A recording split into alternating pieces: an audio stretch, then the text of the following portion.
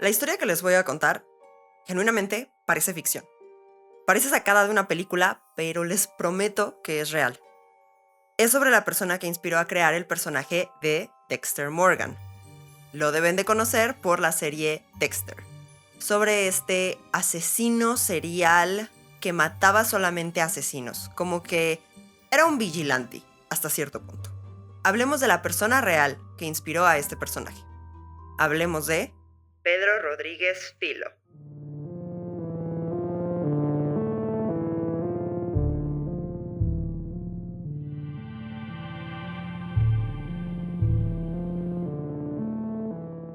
Bienvenidos a un nuevo episodio de Podcast Historias de Terror. Como siempre, yo soy su host, Cas Monterrubio, y probablemente el día de hoy, si están viendo en YouTube, notan que no están viendo nada, sino que están escuchando puro audio. Pues, dentro de todo este cambio que estamos haciendo, estamos probando nuevas cosas, porque pues, si son recurrentes saben que somos un canal chiquito.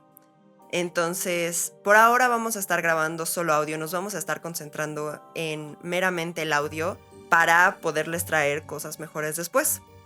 Algo más que quisiera mencionar antes de que empecemos el episodio es que este episodio está saliendo una semana tarde.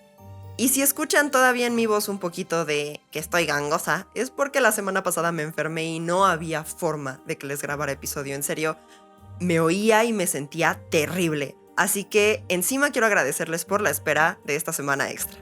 Ahora sí, hablemos de la historia de Pedro Rodríguez Filo. Este hombre nació un 17 de junio de 1954, o puede ser que también naciera un 29 de octubre de 1954. La realidad es que hay dos fechas, encontré en varias fuentes estas dos fechas diferentes, así que lo que sabemos es que nació en 1954. Y fue el mayor de 7 hermanos. Nació en Santa Rita de Sapuchia, disculpen mi pronunciación, no hablo portugués, pero Santa Rita de Sapuchia, en Minas Gerais, que es al sureste de Brasil. Y pues nació en una familia violenta. Su madre, Manuela, sufría de violencia doméstica a manos de su padre y fue golpeada en el vientre por su padre mientras estaba embarazada. Ya estaba en los últimos meses, o sea que Pedro ya estaba bien formado cuando a su madre la golpearon. Y su padre, que le vamos a decir Pedro Senior, Pedro Señor, era claramente un golpeador alcohólico. Pedro, a causa del golpe que sufrió su mamá, nació con una deformidad en la cabeza y heridas en la corteza prefrontal. Esta corteza es la que regula el comportamiento social, los impulsos y respuestas agresivas. Básicamente esta es la parte del cerebro que nos detiene de seguir nuestros impulsos más salvajes, digamos. Y Pedro nació prácticamente sin esta parte del cerebro. Y justamente hay estudios que prueban que los bebés de madres que sufrieron violencia doméstica durante el embarazo tienen mucha más probabilidad de tener condiciones mentales o de comportamiento. Hablando de la corteza prefrontal, esta se termina de formar a los 25 años para los hombres y a los 21 para las mujeres. Así que dos cosas aquí. 1, sí es cierto que las mujeres nos desarrollamos más rápido que los hombres. Y 2, seguramente han escuchado esos TikToks sobre no tomes decisiones antes de que se complete tu lóbulo prefrontal. Es esta misma idea, o sea, uno no termina de madurar físicamente en el cerebro hasta los 21 si eres mujer, 25 si eres hombre. Las edades me imagino que pueden variar pequeñamente, pero ese es como el estándar. Además de haber nacido en un ambiente violento, creció en este mismo ambiente. Su padre violento, madre sumisa y realmente religiosa. ¡Ay! Eso es muy pesado. Una madre que no se defiende, que toda su esperanza la pone en su religión, es una situación muy pesada. No voy a decir una madre, me corrijo ahí. Una mujer que no se defiende. O una persona que no se defiende y toda su fe, toda su esperanza la pone en una religión, es algo muy pesado. Además, vivía en una zona de alto índice criminal. No lo leí tal cual en las referencias, pero me voy a atrever a decir que vivía en una favela, en donde una frase muy común entre la gente era decir: Dios debe de existir, porque el diablo claramente existe. Este caso, creo que lo he mencionado antes, los asesinos seriales se determina si fue naturaleza o crianza. Nature versus nurture, en inglés es una frase muy conocida. En el caso de Pedro, fue genuinamente los dos. Tanto naturaleza, por las condiciones prenatales que sufrió, tanto nurture, tanto crianza, porque creció en un ambiente violento por la zona en la que creció, en una familia violenta. No tenía, pues sí, digamos que no tenía oportunidad. Pudo haber... Es que sí está muy complicado este caso. Creo que sí me voy a atrever a decir que no tenía oportunidad. Y no lo estoy justificando y no estoy sintiéndome mal por él, pero dadas esas condiciones, sí me parece que no tenía oportunidad. Pedro creció con sus abuelos. Su abuelo, Joaquín, le enseñó a nadar, a pescar, a cazar, a pelear también, y a usar cuchillo para disecar carcasas de animales. Esto lo hacían con el carnicero. Aprendió básicamente a disecar. Y tal vez eso nos suena... ¿Qué? ¿Por qué le enseñó a hacer esas cosas? Pero era una familia pobre. Necesitaban que todos los integrantes de la familia contribuyeran económicamente. Así que no era tan raro enseñarle a un niño a hacer estas cosas cuando necesitas que trabaje. La abuela, por su parte, lo hacía beber sangre animal para darle fuerza. Tenían esta creencia de que te podrías fortalecer de la sangre de los animales. Y si ya estaban tratando con animales y pues sí, matándolos, disecándolos, pues la sangre la tenían ahí a la mano. Pedro considera de hecho que sus abuelos le enseñaron a ser honorable, justo e imparcial. Pero la forma que tiene de ver el mundo es muy blanco y negro. Es todo o nada, bien o mal, no hay áreas grises en la forma en la que Pedro aprendió a ver el mundo. Y así fue que empezó a pensar en matar a quienes consideraba que lo merecían. Todo inició cuando tenía 13 años. Y su primo lo acusó de robar a un caballo que él solo estaba tomando prestado. Encima de acusarlo, el primo lo golpeó y lo humilló, y Pedro no reaccionó. Simplemente, tranquilamente, le dijo, te voy a matar. Y seguramente el primo dijo, sí, digo, ¿quiénes no hemos dicho, ¡ay, te voy a matar! A sus hermanos, a sus amigos, a su pareja, incluso si están enojados. Y nadie lo decimos, bueno, el 90 y tantos % de la gente no lo decimos en serio, solo estamos jugando. Probablemente el primo de Pedro pensó lo mismo. Sin embargo, a las pocas semanas estaban trabajando en una máquina de extracción de jugos y Pedro aventó a su primo al exprimidor de jugos industrial, que era una maquinota enorme, no como esas máquinas de madera, que si ven programas de asesinatos y crímenes las han visto. Creo que de hecho hasta en Destino Final llega a salir una, don't quote me on this, no estoy muy segura, pero creo. No era tan grande como una de esas máquinas, pero sí alcanzó a agarrarle el brazo y destrozárselo. Pedro, cuando se dio cuenta de que no iba a poder pasar a todo el primo por la máquina, decidió cortarle el brazo y luego intentó aventar el resto del cuerpo. Afortunadamente, para su primo, llegó gente que seguramente lo escuchó gritar y llegaron a intervenir. Así que Pedro solamente logró mutilarle el brazo. Fue entonces arrestado y pasó algunas noches en la cárcel. A sus 13 años, no puedo dejar y no voy a dejar de enfatizar las edades a las que estas cosas ocurren. 13 años. Su abuelo entonces pagó la fianza, pero se negó a presentar cargos. ¿Por qué? Principalmente porque lo necesitaban para traer dinero a la casa. Además de eso, nadie en la familia levantó cargos por la misma razón, lo necesitaban. Lo único que hicieron fue castigarlo con limpiar la máquina. Que, siendo honestos, pues sí fue una chambita para Pedro porque tenía que limpiar las aspas y le tomó alrededor de un mes. Pero Pedro nunca se arrepintió. Estaba seguro de que lo que había hecho era lo correcto. Cuando Pedro tenía 14 años, su padre, Pedro Sr., trabajaba como un guardia de seguridad nocturno en una escuela. Había tenido este trabajo durante 12 años. Lo acusaron de robar comida de la cafetería. El señor se negó y, de hecho, acusó a quien realmente lo había hecho, al guardia matutino. Pero no lo escucharon, nadie nadie quiso hacerle caso y lo despidieron. Incluso, el vicealcalde lo tachó de ratero y esto provocó que no pudiera conseguir otro trabajo. Las ganas de Pedro, hijo, de venganza eran enormes. A pesar de que no quería a su padre, esto era una falta a su honor, en opinión de Pedro. Y lo siguiente que hizo es lo primero que parece de película, en este caso. Se escapó al bosque durante 30 días, vivió de la naturaleza y creó un plan de venganza. Cuando regresó, robó la calibre 36 de su abuelo y se escondió al lado de la casa del alcalde. El alcalde llegó en su jeep y Pedro entonces comenzó a disparar, pero no le dio a la primera. El alcalde corrió al lado opuesto, se alejó de donde venían los balazos, pero Pedro tranquilamente recargó, volvió a disparar, nunca se inmutó y lo mató. En su mente, esto era un castigo justo. Este era el hombre que había acusado a su padre de ratero y que encima le había costado cualquier oportunidad de trabajo que pudiera tener. Pero ahí no podía acabar su venganza. Siguiente fue por el guardia matutino, a quien él consideraba, y el padre también consideraba, que había sido el verdadero ladrón.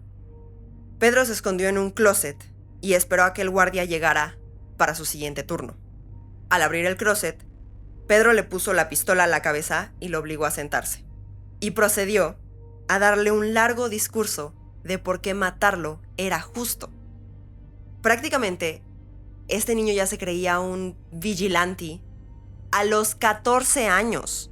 Se dice que el hombre lloró por su vida, pero Pedro le apuntó y le disparó 2 veces, matándolo ahí mismo. Claramente ya estaba en el radar de la policía. Olvídense de que mató al guardia matutino. Había matado al vicealcalde. Así que huyó a Sao Paulo.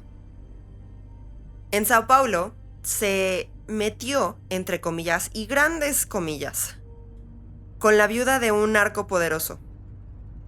La chica se llamaba Botina, como de botita. Y ella, al ser la mujer de un narco, pues tenía su propio poder, tenía sus propias influencias. Las grandes, entre comillas, de se metió con ella es porque recordemos que este niño tiene 14 años y esta es una mujer. Claramente ella lo sedujo para meterlo al negocio. De hecho, ese era su modus operandi. Sedujía a chicos jóvenes, impresionables, menores de edad, y los metía al negocio. Porque era fácil y pues jugar con el sexo es algo muy poderoso. Su relación, entre comillas, porque seamos honestos, ella lo estaba violando, generó un revuelo entre los miembros del cártel que sentían envidia de un niño que está siendo claramente manipulado por una mujer. Pero bueno, no eran muy brillantes estas personas. Así que 3 narcos de este cártel hicieron un plan juntos para eliminar a Pedro. Lo iban a emboscar. Lo llevaron a una laguna donde le dijeron que iban a ir a refrescarse. Pero, si no se han dado cuenta, este niño es muy, muy inteligente. Pedro leyó la situación rápidamente y fue el primero en sacar arma y les disparó a todos. Mató a 2 e hirió a 1. Esto estableció su dominio en la región, en el cártel, con la gente del cártel prácticamente. Y lo apodaron Cartucho Piti. Pero pues, este niño se estaba armando de enemigos por donde voltearas. Ya no nada más traía a la policía contra él, ya también traía a los narcos e incluso a los paramilitares. Específicamente al Esquadrão de Morte, que era una organización paramilitar de los años 60 que fue contratada por el gobierno. Claramente suena tan latinoamericano eso. Se encargaban de atrapar, torturar y matar a supuestos criminales que eran considerados peligrosos por el gobierno. Y pues, Pedro estaba en el radar del gobierno. Así que el niño empezó a vivir donde podía. Y estaba paranoico de todos los enemigos que tenía. Un niño de 14 años, un adolescente de 14 años, no debería de estar pensando en eso. Pero bueno, este es otro tema para otro episodio. Pero, sigamos. Hubo un punto en el que Como mencioné, Pedro tenía que vivir donde podía. Dormía abajo de puentes, en la calle, sillones, coches, donde encontrara. Pero tuvo que dejar esa vida tras una balacera donde Botina murió. Así que buscó refugio con sus familiares, porque pues ya se le había acabado... Perdón por lo que voy a decir, ya se le había acabado la sugar, ya no tenía protección. Entonces tenía que buscar otro lado. Y se fue a vivir con sus familiares. ¡Ay, qué bonita familia esta! Quienes lo indujeron en un tipo de magia negra, que se llama Candomblé Macumba. Wow. Si escucharon el wow, sí, justo yo aquí escribí what the fuck con su vida. Porque en ese punto dije, esto no es real. Esto no puede ser real. Y mi novio claramente opina lo mismo. Candomblé Macumba es un tipo de magia que implica ofrendas a los espíritus, danzas ceremoniales y sacrificios animales. Más o menos lo que muchas brujerías implican. Pedro creía que esta magia lo protegería de sus enemigos. Esto me recordó mucho a lo que en México es como rezarle a la Santa Muerte. Estas comunidades que ven tan de cerca a la muerte que empiezan a venerarla en esta idea de que los va a proteger. Y hasta cierto punto como que encontrar la paz con ella. Pero en el caso de Pedro y de su brujería, no era para encontrar paz, era para evitar que lo mataran. Y en este intento de evitar morir, hizo un ritual de protección, donde juntó un coco, un gato negro, pólvora y 7 ejotes. Se rasuró el cabello y las cejas, mató al gato, bebió la sangre del gato, se cubrió en la sangre y entrañas del gato, y luego llenó al gato de ejotes y lo enterró mientras bailaban. ¿Dónde entra el coco? No tengo idea, nunca lo mencionan, pero por alguna razón necesitaba un coco. A la semana siguiente desenterró al gato y tomó todos los ejotes que estaban dentro del gato y los unió en un collar de protección contra el mal. A estas alturas tiene 16 y se siente invencible. Citas textuales de él dicen: desde entonces, la policía disparaba y las balas no me daban. Me defendía con facilidad. Nada me detenía. Antes tenía miedo, pero después de la ceremonia fue como si nada me pudiera afectar. Se creía básicamente inmortal, que nada lo iba a poder tocar a partir de eso. Su historia, a diferencia de cómo él veía la vida, que era muy blanco y negro, tiene muchos matices. Así que se volvió un Robin Hood. Empezó a robar camiones de comida para poder alimentar a la gente de las favelas. Incendiaba locales que estafaban a los pobres. Mataba a hombres que engañaban o lastimaban mujeres. Y si alguien lastimaba a un animal, él le hacía lo mismo a la persona que le fue hecho al animal.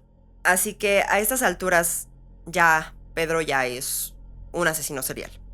Y originalmente los perfiles de asesino serial eran organizado y desorganizado. Esos fueron los primeros perfiles que dio el FBI.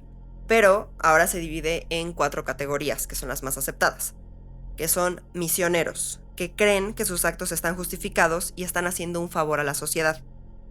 Hedonistas, que matan por el simple placer de hacerlo y está fuertemente relacionado con la sexualidad. Los visionarios. Usualmente tienden a ser psicóticos, escuchan voces o ven gente diciéndoles que maten. Y orientados por el poder, que matan para controlar a su víctima, son calculadores y buscan tener el control incluso después de la muerte. Un ejemplo de eso sería como necrofilia. Dentro de estos 4 perfiles, Pedro cae en el primero. Pedro era un asesino serial misionero. Después de su tiempo en Sao Paulo, decidió mudarse a Río de Janeiro. Y ahí conoció al amor de su vida, María Aparecida Olimpia.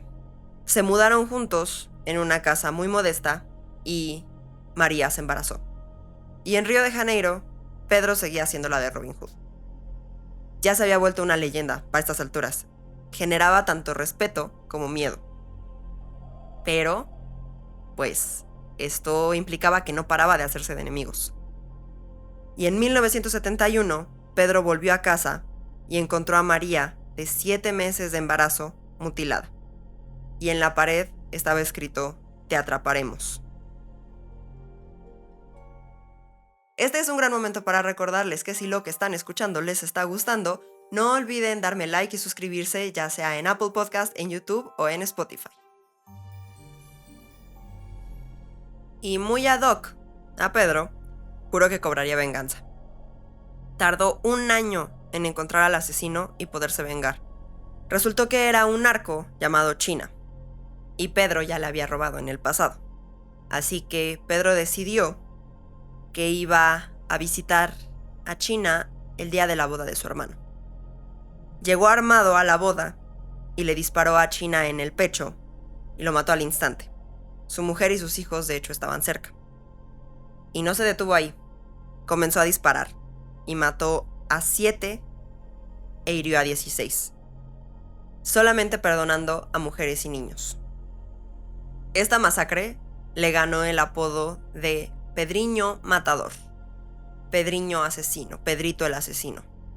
Después de esto, Pedro se tatuó la frase "mato por placer", que podría indicarnos que también tendría tendencias hedonistas, pero no, porque no mataba a todo el mundo. Claramente perdonó a mujeres y niños y solamente mataba a quienes consideraba que lo merecían. Según una entrevista que dio años después, dice que en la época en la que vivió en Río, mataba a una persona al día y bebía la sangre de sus víctimas, con esta misma idea que le implantó su abuela de que esto lo haría más fuerte. Y dice que si no mataba, no podía morir. Dice que si no mataba, no podía dormir de la ansiedad que esto le generaba. Y entre tantas víctimas que tuvo de una al día, entre ellas estuvo el novio de su prima, que la había abandonado después de enterarse que ella estaba embarazada. Pero fue la boda lo que lo puso en la mira de la policía. De nuevo. Antes de pasar a la siguiente parte de la historia, esto que voy a mencionar, encontré 2 versiones dependiendo la fuente. Sé que las 2 cosas sí pasaron, pero hay variaciones del orden. Voy a mencionar la que encontré yo más veces en fuentes y al final de mencionar esto les voy a mencionar cuál era la otra versión. Entonces, la boda lo puso en la mira de la policía y el 24 de mayo de 1973 fue emboscado por la policía y derribado durante una balacera. Se dice que fue un drama completamente, que la gente pedía por su muerte. Y despertó días después, esposado a la cama del hospital, herido claramente, y rodeado de doctores, enfermeros, policías y la prensa. Lo arrestaron y le levantaron cargos por asesinato. Pedro tenía 18 años apenas. Y esto generó un nuevo apodo, el Vengador del Pueblo. Esto dado claramente por la prensa. Y se volvió una sensación de la noche a la mañana para quienes no lo conocían. Los medios lo idolatraban y lo volvieron, pues sí, esta imagen de un Robin Hood. Lo encontraron culpable de 14 asesinatos, pero él dijo que ya llevaba más de 100. Así que fue sentenciado a 126 años en la penitenciaría de Araraquara. Ahí, curiosamente, estaban todos sus adversarios. O sea, para él esto no era un problema, esto era un festín. Y mientras lo transportaban, mató a 2 prisioneros que iban con él, un asesino y un violador serial. O sea, para este chavo no iba a ser un problema estar en la cárcel. Él mata a gente que considera que lo merece, y ¿quién más lo va a merecer que gente que está encarcelada por crímenes mayores? Ahí un poco de coco, policía de Brasil. En los años 70, las prisiones brasileñas tenían reputación de ser de las más brutales. Araraquara era una de las principales.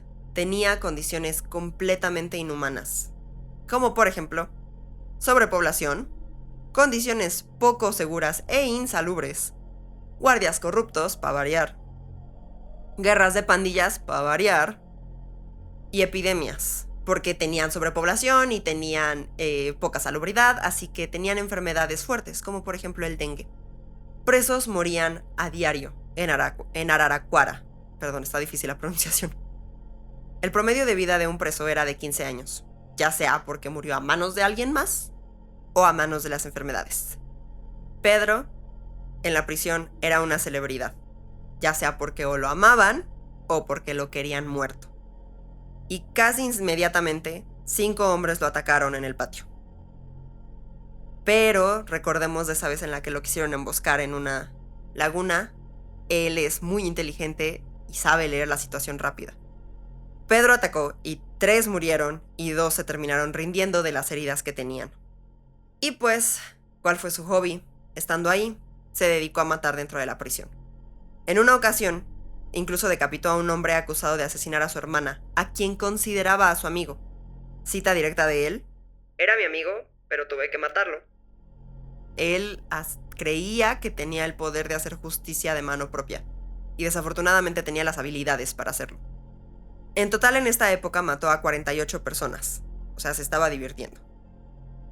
Y un día le informaron que Manuela, su madre, había sido apuñalada 21 veces mientras dormía a manos de su padre. También, su padre había intentado matar a sus hermanos, pero había fallado. La muerte de su madre fue algo que ni pudo ni quiso tolerar. Le permitieron ir a su funeral y ahí juró vengarse. Para variar, de nuevo. A la semana de que pasó esto, la hermana de su papá lo fue a visitar a la prisión y a Pedro se le hizo muy raro, porque pues no era como que tenían una bonita relación. Y la señora le trajo un pastel. Pero esto se le hizo más raro. Así que antes de comerlo, decidió regalarlo a los presos y a los perros de la prisión. Todos comenzaron a vomitar, porque el pastel estaba envenenado. Creo que si Pedro estaba buscando una razón... No creo que la estuviera buscando, pero si Pedro hubiera estado buscando una razón extra para vengarse de su padre, ahí la tenía. Aunque, teoría, porque no me consta, estos son meramente los datos que encontré, se me ocurre que tal vez la tía, conociendo a Pedro, dijo: no, este niño va a ir a matar a su papá, así que hay que matarlo primero, para que no vaya a ir a matar a mi hermano. Tal vez el papá ni siquiera tenía nada que ver con el pastel y fue idea meramente de la tía. Pero bueno, eventualmente lo transfirieron a otra prisión, justamente la prisión donde estaba su papá. Y un día Pedro robó el arma y las llaves de un guardia y lo obligó a entrar a él y a los demás guardias a su celda y los encerró. Fue hacia donde estaba su papá y lo apuñaló, contando cada apuñalada. Se detuvo exactamente cuando llegó al 22, porque quería apuñalarlo una vez más de lo que él había apuñalado a su mamá. Muy parecido a lo que hacía con las personas que lastimaban animales. Como tú lo lastimaste, yo te lastimaré a ti, pero acá está ese extra de era mi mamá. Así que una vez más. Y, de nuevo, parece de película esto que viene. Luego le sacó el corazón y lo mordió, pero cuando se dio cuenta de que no iba a poder masticarlo y tragárselo, lo escupió sobre el cuerpo de su padre. Ahora aquí es donde está esta pequeña discrepancia. Hay fuentes que mencionan que primero mató a su padre, fue a visitar a su padre, lo mató y ahí los guardias lo agarraron, y luego fue que mató a estos dos presos mientras lo llevaban a la cárcel, y llegó a la cárcel y lo emboscaron e hirió a estos 3 y lastimó a 2, bla bla bla bla bla. En la mayoría de las fuentes que busqué y en la más confiable que tengo, encontré este orden, entonces nos fuimos con este orden, pero también existe esta otra versión. El punto es que estas dos cosas pasaron, de que pasaron, pasaron. Eventualmente incluso empezó a tomar comisiones, se volvió un asesino a sueldo. La gente le decía por qué quería matar a alguien, él lo consideraba, lo sopesaba y si consideraba que valía la pena, mataba a sueldo. Y como es el caso de muchos asesinos seriales, el ejemplo más claro que hay es Ted Bundy. Recibía mails de fans, incluso propuestas de matrimonio. Y de hecho, al síndrome de enamorarse de un criminal se le llama hibristofilia, que también se le conoce como el síndrome de Bonnie y Clyde. Y muchísima gente lo tiene. Y no nada más con asesinos seriales como atractivos, como se podría considerar a Ted Bundy. Richard Ramírez, que estaba horrible, tenía muchas fans y recibía muchas propuestas de matrimonio. Creo que incluso cuando ya parecía un Sharpie, de cuando le falló el hígado y ya se veía todo verde. Mucha gente sufre de hibristofilia. A diferencia de muchos otros asesinos seriales, él no se casó con nadie de esos fan mails. En 1982, oficialmente lo diagnosticaron con psicopatía, paranoia y desorden de personalidad antisocial. Y a estas alturas ya llevaba 71 asesinatos confirmados y su condena subió a 400 años. 3 años después, en el 85, lo mandaron al centro de máxima seguridad de Tálbate. Se determinó que no sabía convivir ¿En serio? ¿Se tardaron 13 años, 12 años en darse cuenta de eso? Este centro se encontraba a 80 kilómetros de Sao Paulo y se lo llevaron ahí porque ahí no tendría contacto con otros prisioneros. Y estuvo en confinamiento solitario de 1992 al 2002. Solamente podía interactuar con guardias y el valiente periodista que ocasionalmente decidía arriesgarse y visitarlo, pero la sociedad lo seguía idolatrando. Y en un país donde existe tanta violencia, pues sí está difícil no idolatrar a alguien que se está deshaciendo de otros asesinos. Justo, como me escribí aquí, no es muy diferente a cómo estamos percibiendo a Luigi Mangione actualmente. Él no es un asesino serial, si es que siquiera es un asesino, porque para el momento en el que estamos grabando este episodio no se ha determinado si él mató al CEO, pero nadie de la población se siente amenazada por Luigi Mangione porque saben que solamente tenía un target. Solamente iba tras, creo que se llamaba Brian Thompson, el CEO de este seguro médico. De esta misma manera, en Brasil no se sentían amenazados por Pedro porque sabían que solamente iba tras los cárteles. Entonces sí puedo ver por qué la gente lo consideraba un héroe. No estoy justificando, pero puedo ver como en un país tan lleno de violencia, no muy diferente al nuestro, un personaje así puede volverse un héroe. Según el sistema penitenciario actual de Brasil, la sentencia más larga que se puede servir es de 40 años, pero en esos años era de 30. ¿Por qué? Porque esto se legisló cuando la esperanza de vida era de 43, entonces si a los 13 cometiste un crimen, como es el caso de Pedro, y te vas a morir a los 43, pues ya cumpliste condena perpetua. Pero pues ya en los 80 ya no eran 43 años la esperanza de vida. Así que aunque una sentencia podía ser de 400 años, no iba a servir más de 30. Así que si no te mueres en prisión, eventualmente vas a salir. Y Pedro fue liberado justo el 4 de abril del 2007.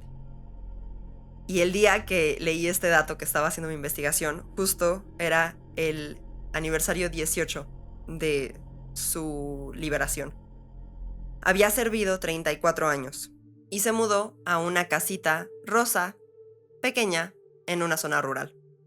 Tenía un labrador, iba seguido a misa y trabajaba en una granja.